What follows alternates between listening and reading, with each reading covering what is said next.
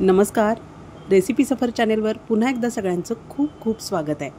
महाराष्ट्राला समृद्ध अशी खाद्यपरंपरा लाभलेली आहे. विविध भागात जशी भाषा बदलते, वेश बदलतो, तशीच खाद्यसंस्कृतीसुद्धा बदलत जाते. आजच्या भागात आपण नागपुरी तर्री पोहे डिश बघणार आहोत.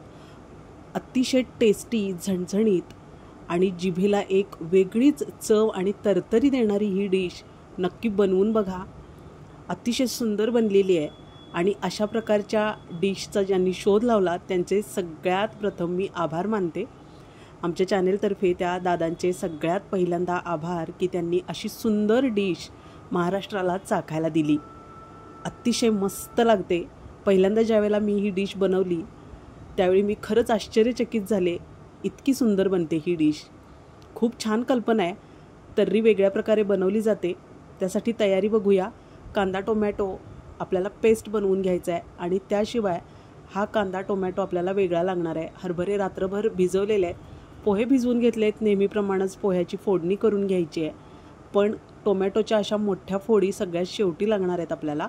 हरभरे मात्र रात्रभरासाठी भिजवून घ्या. त्यामुळं तर्री सुंदर बनते आणि अगदी मऊसूत बनते. तर सगळ्यात पहिल्यांदा आपण पोह्याची तयारी बघूया. पोहे अर्ध्या तासासाठी भिजवून घेतलेत. त्यावरच मीठ टाकायचे आणि लिंबू पिळून घ्यायचं आहे. त्यामुळं चव आतपर्यंत छान मुरते.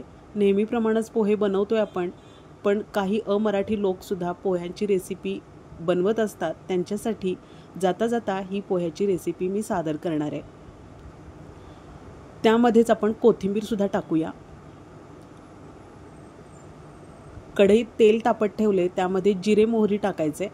तेल चांगलं तापू द्यायचं आणि त्यानंतर अर्धा चमचा जिरे मोहरी टाकून घ्यायचं आहे आणि ते फ्राय झाल्यानंतर कांदा आणि मिरची फ्राय करून घ्यायची आहे. लक्षात ठेवा, तेल चांगलं तापणं गरजेचं आहे आणि मोहरी तडतडू देणंसुद्धा गरजेचं आहे. मोहरी जर कच्ची राहिली तर फोडणी अगदी कच्चट लागते आणि मोहरी दाताखाली आल्यानंतर पोहे अजिबात चांगले लागत नाहीत. त्यामुळं तेल चांगलं तापू द्या आणि मोहरी तडतडू द्या. आता कांदा आणि मिरची चांगली फ्राय झाली आहे. अर्धा चमचा फक्त हिंग टाकला आहे मी आणि अर्धा चमचा हळद टाकायची. छोटा चमचा आहे हा. हळद फोडणीत टाकल्यामुळं रंग आणि चव अगदी खुलून येते. त्यामुळं पोह्यावर न टाकता फोडणीतच हळद टाकून घ्या. आता हे जे आपण भिजवून पोहे ठेवले होते यामध्ये लिंबू कोथिंबीर टाकली आहे. हे आता आपल्याला फोडणीत व्यवस्थित परतून घ्यायचे. तुम्हाला जर आवडत असेल तर चमचाभर साखरसुद्धा मिक्स केली तरी चालणार आहे. अशा पद्धतीचे पोहेसुद्धा मस्त लागतात. आता फोडणीत जर तुम्हाला पोहे असे परतून घ्यायचे नसतील तर तुम्ही चाळणीवर ठेवून वाफवूनसुद्धा घेऊ शकता आणि त्यानंतर फोडणी या पोह्यामध्ये मिक्स केली तरीसुद्धा चालणार आहे. असे पोहेसुद्धा मस्त मऊ रेशमी मुलायम लागतात. पण असे फोडणीत परतल्यामुळं खमंग होतात पोहे. या पद्धतीनं सुद्धा तुम्ही ट्राय करूच शकता. आता हे पोहे आपण मिक्स केलेले आहेत फोडणीमध्ये. सगळ्या चवी व्यवस्थित एकजीव होण्यासाठी 2-3 मिनिटांची वाफ देणं गरजेचं आहे. झाकण ठेवून व्यवस्थित वाफ देऊन घ्यायची आहे. आता सारखे करून घेऊयात पोहे. बघा मस्त वाफ आलेली आहे. अशाच पद्धतीनं पोहे बनवून घ्या. आता तर्रीची तयारी बघतोय आपण. छोटा कुकर आहे हा मसाला लागणार आहे. त्यासाठी दालचिनी, लवंग, मिरे आणि चक्रीफूल याची आपल्याला एक पावडर बनवून घ्यायची आहे. कुकरमध्ये चमचाभर तेल घेतलं आहे मी. ते तापलं आहे आणि त्यामध्ये हिंग टाकायचं आहे अर्धा चमचा आणि कांदा टोमॅटोची जी पेस्ट बनवून घेतली होती ती टाकायची आहे. आता कांदा टोमॅटोचा कच्चटपणा जाईपर्यंत, त्याचा आंबटसरपणा कमी होईपर्यंत ही पेस्ट आपल्याला तेलात अगदी छान परतून घ्यायची आहे. व्यवस्थित परतून घ्यायची आहे. त्याशिवाय बाकीचे मसाले टाकण्याची घाई अजिबात करायची नाही. ही फोडणी जर फसली तर तर्री अजिबात चांगली लागत नाही, हे लक्षात घ्या. त्यासाठी कांदा टोमॅटोची ही पेस्ट अगदी तेल सुटेपर्यंत 6 ते 7 मिनिट आपल्याला परतून घ्यायची आहे. आणि ही आहे गरम मसाल्याची पावडर. आता जो मी गरम मसाला तुम्हाला दाखवला, चक्रीफूल, लवंग, मिरे आणि दालचिनी अशी पावडर बनवून घ्यायची आहे. खलबत्त्यात कुटून घेतले, तुम्ही मिक्सरलासुद्धा करू शकता. अर्धा चमचा हळद टाकायची आहे. या पावडरमुळंच तर्री अतिशय सुंदर लागते. टेस्ट नेक्स्ट लेवलला जाते. या पद्धतीनं नक्की तर्री बनवून बघा. तुम्ही प्रेमात पडणार आहे या डिशच्या. अतिशय सुंदर बनते ही डिश। आता हा मसाला व्यवस्थित आपल्याला तेलात फ्राय करून घ्यायचा आहे।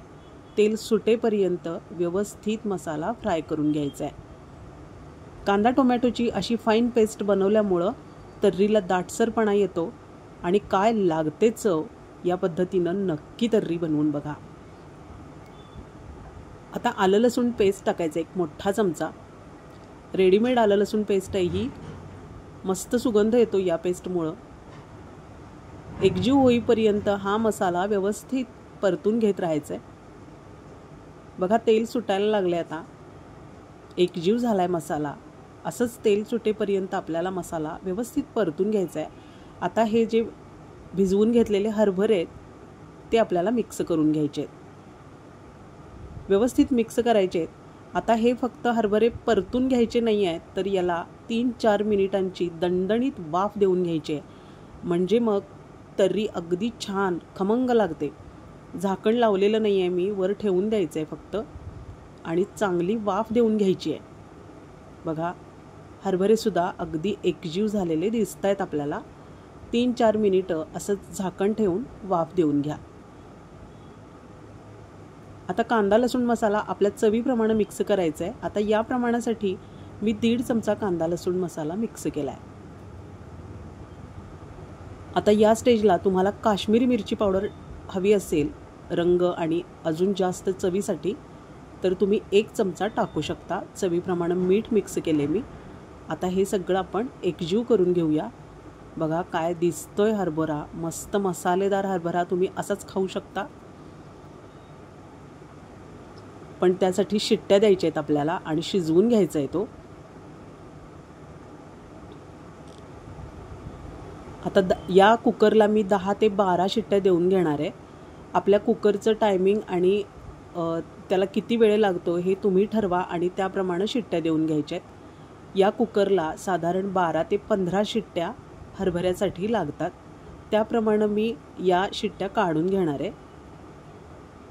शिट्ट्या झालेल्या आहेत आणि अजून मी तर्री उकळायला ठेवली आहे, कारण आपल्याला जे मोठे टोमॅटोचे काप आपण बाजूला ठेवले होते ते मिक्स करायचे आहेत। सगळ्यात शेवटी हे टोमॅटोचे काप टाकून 1 उकळी द्यायची असते।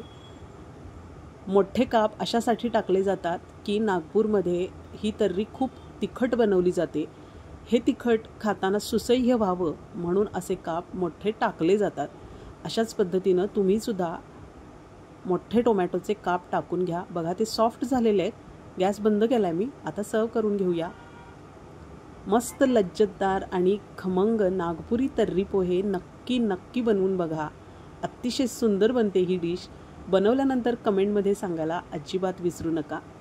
डिश आपण आता सर्व करतोय, कशा पद्धतीनं सर्व करायची ते बघूया थोडक्यात। पोहे घेतलेत प्लेटमध्ये, हे असेच सर्व केले जातात। तुम्हीसुद्धा अशाच पद्धतीनं ही डिश सर्व करा आणि त्याचा आस्वाद घ्या। आता यावर तर्री टाकून घ्यायची आहे। प्रत्येक डिशवर 1 किंवा 2 मोठे टोमॅटोचे काप टाकून द्यायचे। हा टोमॅटो मस्त लागतो बघा खाताना। थोडीशी कोथिंबीर टाकूया।